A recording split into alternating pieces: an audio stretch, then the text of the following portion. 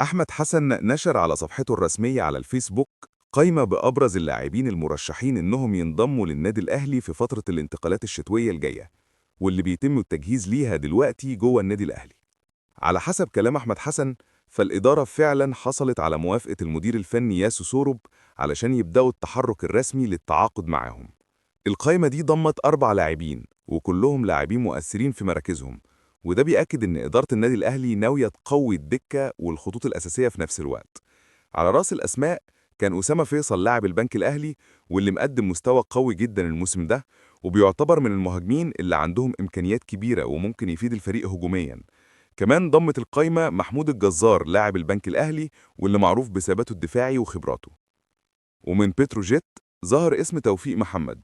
أما آخر المرشحين فهو أحمد طارق لاعب زد، واحد من اللاعبين الشباب اللي مستقبلهم كبير واللي ممكن يكون مشروع نجم في الأهلي خلال الفترة الجاية.